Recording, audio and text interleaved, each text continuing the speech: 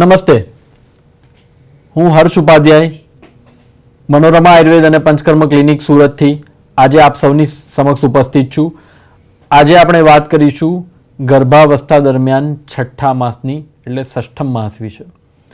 ગર્ભાવસ્થાનો દરેક મહિનો, દરેક દિવસ, દરેક ક્ષણ માતા અને ગર્ભસ્થ શિશુ માટે ખૂબ જરૂરી છે, પરંતુ તેમાં પણ આજે આપણે પર્ટિક્યુલર વાત કરીશું છઠ્ઠા મહિના વિશે.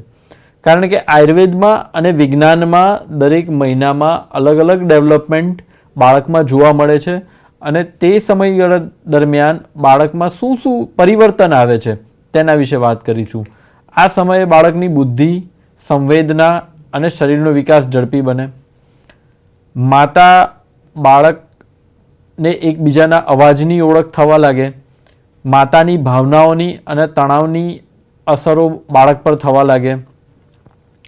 તો આજે આ વિશે આપણે સમજવાનો પ્રયત્ન કરીશું અને આયુર્વેદના આચાર્ય, આયુર્વેદના મુખ્ય ગ્રંથોમાંના એક એવા વાઘભટ્ટજી આ વિશે કહે છે કે ષષ્ઠે બુદ્ધિ, કે છઠ્ઠા મહિનામાં બાળકની બુદ્ધિનું નિર્માણ થાય છે. તો આપણને પહેલો પ્રશ્ન થાય, બુદ્ધિ એટલે શું? કે છઠ્ઠા મહિનામાં બાળકની બુદ્ધિનો વિકાસ સ્પષ્ટ થવા લાગે. તેની ઇન્ટેલેક્ટ પ્રોપર્ટી, ઇન્ટેલેક્ટ એ તો એનો ફક્ત શાબ્દિક અર્થ થયો, પરંતુ બુદ્ધિનો માત્ર અર્થ એવો નથી કે અભ્યાસ કરવાની ક્ષમતા વધવી, પરંતુ બુદ્ધિનો અર્થ છે તેની સમજણ ક્ષમતા પણ વધવી, તેને જે અનુભવાય છે તેનો પ્રતિભાવ આપવાની ક્ષમતા પણ વધવી અને બાળકના ઇન્દ્રિયો અને મન વચ્ચેનું સંકલન થવું. આયુર્વેદમાં આ માટે 3 શબ્દોનો પ્રયોગ થાય છે: ધી, ધ્રુતિ અને સ્મૃતિ. ધી એટલે બુદ્ધિ, એટલે તર્ક, એટલે કોઈ પણ બાબતનું એનાલિટિક વિશ્લેષણ. ધ્રુતિ એટલે તમને જે એના વિશે જે યાદ રહે છે તે. અને સ્મૃતિ એટલે તમારી કલેક્ટિવ મેમરી, કે તમે જે પહેલાં કરેલું છે એની તમારા મગજમાં શું સ્મૃતિ છે. તો ધી, ધ્રુતિ અને સ્મૃતિ આ 3ને મજબૂત બનાવવાની વાત છે.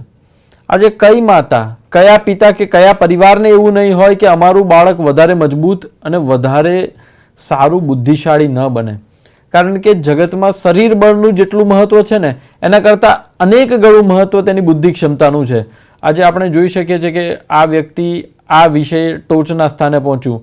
ડૉક્ટર એપીજે અબ્દુલ કલામ સાહેબ તો કે રોકેટ સાયન્સમાં ટોચની અવસ્થાએ એ એમની બુદ્ધિ ક્ષમતાથી પહોંચ્યા.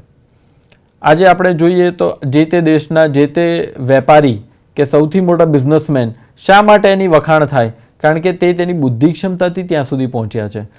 તો બુદ્ધિ ક્ષમતા એટલે ફક્ત વિચારવું નહીં, જે વિચાર આવે છે તેને એનાલિસિસ કઈ રીતના કરવું, તેની પ્રતિક્રિયા કઈ રીતના આપવી અને તેની પરિપક્વતા એટલે તે બાળકની બુદ્ધિ.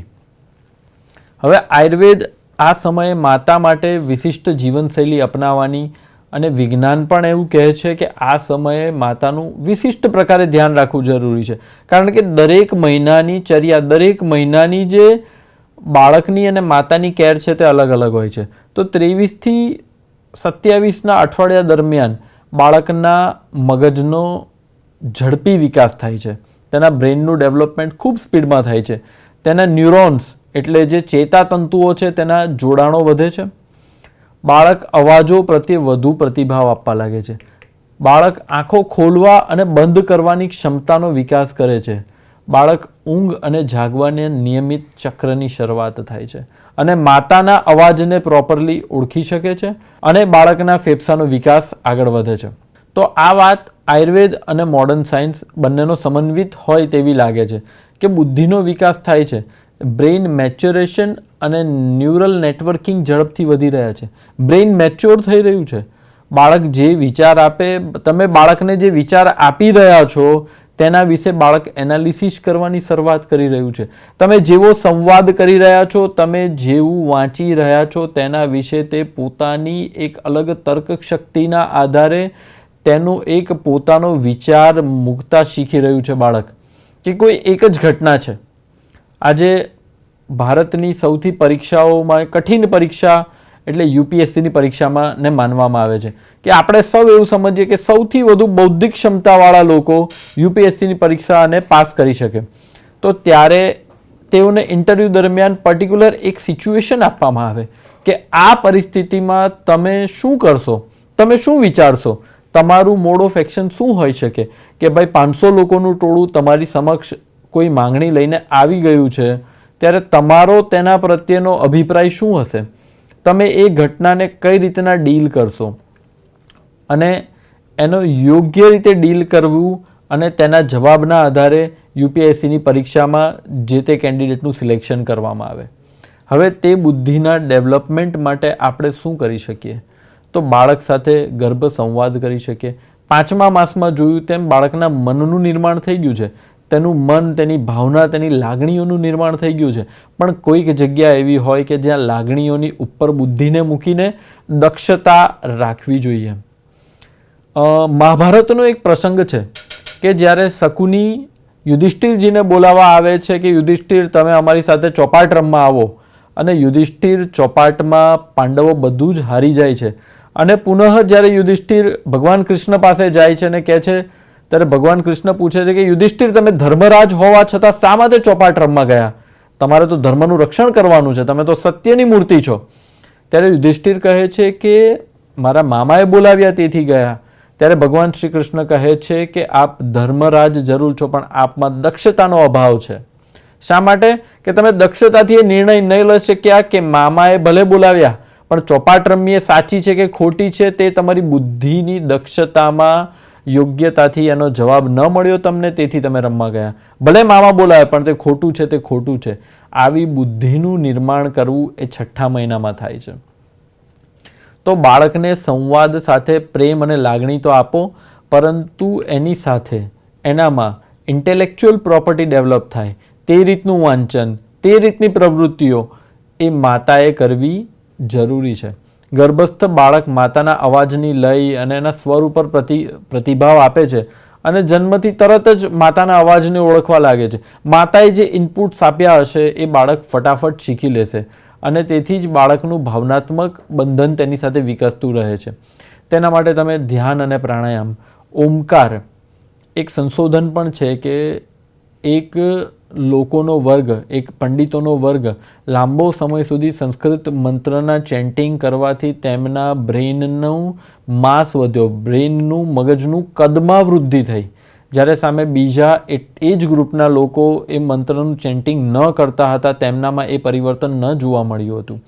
તો ધ્યાન, પ્રાણાયામ, ઓમકાર, આંખો બંધ કરીને દીર્ઘ શ્વસન, બાળક પ્રત્યેનો ગ્રેટિટ્યૂડ, બાળક માટે પ્રાર્થના, ત્રાટક નામનો એક પ્રાણાયામ છે જેનાથી બાળકમાં એકાગ્રતા વધશે.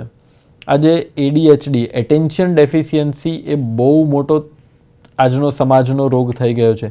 ભ્રામરી જેવા પ્રાણાયામ પણ કરી શકાય. અને આપણે ચર્ચા થઈ એમ કપાલભાતિ અને વધુ પ્રમાણમાં જે શ્વાસ અને શરીરને કષ્ટ આપે તેવા પ્રાણાયામ ન કરો, અથવા નિષ્ણાતના માર્ગદર્શન હેઠળ જ કરવા જોઈએ અને માઇન્ડફુલ મેડિટેશન કરવું જોઈએ. હવે જ્યારે બુદ્ધિનું નિર્માણ થતું હોય તો બુદ્ધિને કયા પ્રકારનો ખોરાક આપવો જોઈએ? આપણે મગજને કસવું હોય તો શું આપણે સોશિયલ મીડિયા જોઈને, એકની એક વસ્તુઓ વારંવાર જોઈને આપણે મગજને કસવાની કવાયત કરી શકીએ, કસરત કરી શકીએ? તો એના માટે એક જાપાનીઝ કોયડા છે જેને સુડોકુ તરીકે ઓળખવામાં આવે છે, તે આપણે સુડોકુ કરી શકીએ. ગણિતના દાખલા ગણી શકીએ. આપણને એમ થાય કે સરવાળા બાદબાકી તો આપણે પ્રાથમિક શિક્ષા દરમિયાન શીખી લીધા, પરંતુ ગણિતના દાખલા કરવા દરમિયાન આપણું મગજ સતત ચાલુ હોય છે. જનરલ નોલેજની વાતોને યાદ રાખી શકીએ કે કઈ ઘટના, ભૂમિતિને લગતી વાતો શીખી શકીએ, અલગ અલગ પઝલ સોલ્વ કરી શકીએ. તો જેને એપ્ટિટ્યૂડ ટેસ્ટ કહેવાય, એમાં અલગ અલગ ઘટનાઓ આપીને તમારે વિશ્લેષણ કરવાનું હોય કે આ ઘટનામાં સૌથી બંધબેસતી બાબત કઈ છે. તો એના આધારે થોડીક માનસિક કસરતો માતા દ્વારા કરવી જોઈએ અને તે કોઈ નિશ્ચિત સમયે કરવામાં આવે તો બાળક આજે, કાલે, રોજ સાંજે 4 વાગે જો માતા ગણિતના કોયડા ગણતી હશે તો રોજ એ બાળકને માનસિક રીતે એક પ્રિપેર હશે કે આજે 5 વાગે મારે ગણિત ગણવાનું છે. તો શું એ બાળક ભવિષ્યમાં ભૌતિક વિજ્ઞાની કે શ્રેષ્ઠ ગણિતજ્ઞ ન બની શકે? તમારી જે વિષયમાં રુચિ છે, તમારે તમારા વિઝ્યુલાઇઝેશન ચાર્ટ મુજબ તમારા બાળકને કયા ક્ષેત્રમાં અવ્વલ બનાવવું છે તેનું જ્ઞાન આપવાની શરૂઆત 6ઠ્ઠા મહિનાથી કરવી જોઈએ. અને આહારની વાત કરીએ તો આયુર્વેદમાં ગાયનું ઘી, માખણ, મધ, ખીર, દૂધપાક આ બધાનું વર્ણન કરેલું છે. અને ક્ષીરના ગુણની તો વાત જ કરવી કે ભાઈ તત્ર ગવ્યમ જીવ નિયમથી વાઘભટજી શરૂઆત કરે. મેધ્ય છે, ગાયના દૂધમાં મેધ્ય એટલે બુદ્ધિને ડેવલપ કરવાવાળા ઘણા જ બધા તત્વો માનસિક રીતે બાળકનું પોષણ કરવાવાળા મળી રહે છે. છઠ્ઠા મહિનામાં માતા અને બાળકનો સ્પર્શને અને હલનચલનને બાળક બહુ સારી રીતના અનુભવી શકે છે.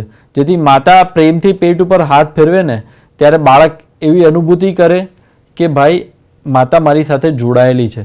તેથી રોજ સવાર સાંજ 2-3 મિનિટ પેટ ઉપર હળવેથી હાથ ફેરવીને બાળકને સૂચના આપવાની છે, એને આશીર્વાદ આપવાના છે કે હું તારી સાથે જોડાયેલું છું.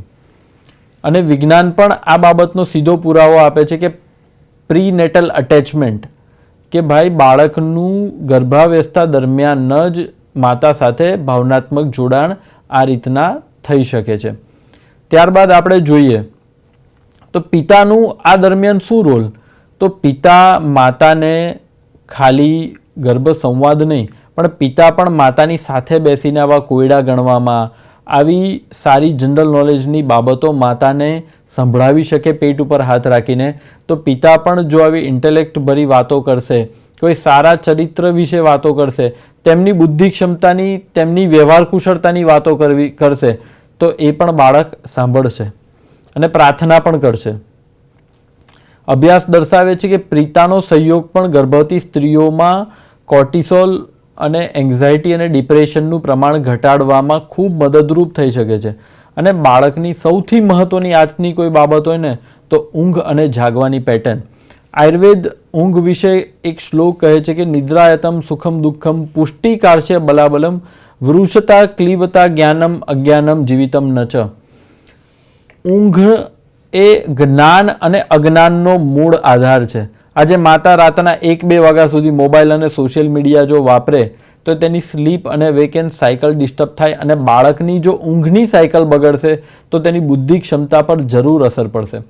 તમે પોતે અનુભવ કરી શકશો કે એક રાત તમારી ઊંઘ નહીં થાય ને બીજા દિવસે તમારી ઇન્દ્રિયોની કામ કરવાની ક્ષમતા ઘટી શકશે. અને કોઈ પણ જ્ઞાનની પ્રાપ્તિ તમે ઇન્દ્રિયો દ્વારા જ કરી શકશો, કાં વાંચીને, કાં સાંભળીને, કાં સ્પર્શથી, કાં અનુભવીને. તો તમારી ઇન્દ્રિય શક્તિ તમારી ઊંઘના આધારે નિર્ભર કરે છે. તમે વ્યક્તિને ઊંઘ વગર રાખશો ને તેની માનસિક ક્ષમતા જરૂર બગડશે. તો બાળકના ભવિષ્યના માતા પિતાએ પોતાની ઊંઘની સાયકલ સુધારવી, કારણ કે બાળક તેની અનુભૂતિ કરતાં શીખી ગયું છે. બાળકના ભવિષ્ય, કારણ કે 7મા મહિનાથી બાળકની પૂર્ણ ઉત્પત્તિ થઈ શકે તો બાળકના નામ અંગેનો વિચાર, પેરેન્ટિંગ સ્ટાઇલ અંગેનું આયોજન, બાળકમાં કેવા મૂલ્યો આવે તેનું આયોજન, પોતાની જવાબદારીઓનું આયોજન, પરિવારના દરેક સભ્યોની જવાબદારીઓનું આયોજન એ 6ઠ્ઠા મહિનાથી કરી શકે. 6ઠ્ઠા મહિનામાં ગર્ભસ્થ બાળક માટે કૃતજ્ઞતા, ગ્રેટિટ્યૂડની ભાવના પણ દર્શાવવી જોઈએ કે ભાઈ બાળક તમારો આભાર કે મારા શરીરમાં તમે એક સુંદર જીવના સ્વરૂપે આવ્યા. તો એ ગ્રેટિટ્યૂડની ભાવના પણ જો બાળકમાં આગળ જઈને વિકસશે ને તો એ ગ્રેટિટ્યૂડની ભાવના પણ તેના માનસિક સંતુલન માટે ખૂબ જરૂરી છે. આજે જાપાન નામનો દેશ વિજ્ઞાનમાં, ટેકનોલોજીમાં, ઉંમરમાં, હેલ્થમાં ખૂબ આગળ છે, કારણ કે ત્યાં ખૂબ ગ્રેટિટ્યૂડની પ્રેક્ટિસ છે. એક નાનામાં નાની બાબત માટે તમને ગ્રેટિટ્યૂડ આપવામાં આવે છે અને તેથી ત્યાંની ડિસિપ્લિન આજે વિશ્વભરમાં વખણાય છે. ડિજિટલ ડિટોક્સ, મોબાઈલ અને ટીવીનો જે અતિશય પ્રયોગ છે તે તમારા માનસિક તણાવને વધારી શકે છે, તમારી બુદ્ધિ ક્ષમતાને ઘટાડી શકે છે. તમે બ્રેઇન ફોગ એટલે તમે કંઈ અનુભવતા જ નથી તે પરિસ્થિતિમાં તમને મૂકવા માટે મજબૂર કરી શકશે. તેથી માતા પિતાએ ફિક્સ દિવસમાં અમુક સમય સ્ક્રીન ફ્રી રાખો, પરિવાર સાથે વાતો કરો, પુસ્તકો વાંચો, ધ્યાન કરો અને સરસ હાસ્ય કરો, પ્રસન્ન રાખો. હાસ્ય પણ એક ખૂબ મોટી થેરાપી છે. આજે ઘણા બધા તમે જુઓ વિસ્તારોમાં, શહેરોમાં લાફિંગ ક્લબ ચાલી રહ્યા છે. શા માટે? કારણ કે હાસ્યથી માણસના શરીરમાં સારા હોર્મોનની ઉત્પત્તિ થાય છે અને મનગમતી પ્રવૃત્તિઓ કરો. અને હસવાથી એન્ડોર્ફિન નામના હોર્મોન જે તમને ફીલ ગુડની અનુભૂતિ આપે અને તમારો તણાવ ઘટાડવામાં મદદ કરે. અને તણાવ મુક્ત મન, તણાવ મુક્ત મગજ એ પોતાના માટે અને બાળક માટે ખૂબ જરૂરી છે. બાળક માટે સ્વસ્વીકારની ભાવના, કે ભાઈ પોતાની જાતનો સ્વીકાર કરવો અને તેના આધારે પોતાની ક્ષમતા પ્રમાણે મહત્તમ શ્રેષ્ઠ બનવાનો પ્રયત્ન કરવો, તે પણ બાળકના આત્મવિશ્વાસ માટે જરૂરી છે. તો આ સંપૂર્ણ બાળકના 6ઠ્ઠા મહિનાની જર્ની છે. હા, આ ઉપરાંત આયુર્વેદમાં કેટલાક મેધ્ય દ્રવ્યો લેવાનું પણ સૂચન કરવામાં આવેલું છે, કે જેમાં તમે બ્રાહ્મી છે, સુવર્ણપ્રાશન છે, વચા છે, શંખપુષ્પી છે, ઇવન સૂંઠ, સૂકવેલો આદુનો પાવડર, સૂંઠ પણ મેધ્ય છે. તો એવા દ્રવ્યો, ઘી પણ મેધ્ય છે. તો એવા દ્રવ્યોનો પ્રયોગ પણ તમે તમારા 6ઠ્ઠા માસ દરમિયાન કરી શકો છો અને તે આધારે તમે બાળકની બુદ્ધિ, સ્મૃતિ અને ધી આ બધાનો વિકાસ કરીને એક દૈદીપ્યમાન બાળકની એક સંતતિની ઉત્પત્તિ સમાજમાં કરી શકો છો. તો આ 6ઠ્ઠો મહિનો એ બાળક, કારણ કે 7મા મહિને સંપૂર્ણ બાળક જન્મ લેવા માટે તૈયાર થઈ ગયું છે, તો આ 6ઠ્ઠા મહિનામાં આપણે બુદ્ધિમાન બાળકની ઉત્પત્તિ થાય તેના માટેના પ્રયત્નો કરવાના છે અને તેના માટેની જરૂરી પગલાં લેવાના છે. એ માતા પિતા, પરિવાર અને સમાજની આપણી સૌની જવાબદારી છે. ધન્યવાદ. જય આયુર્વેદ.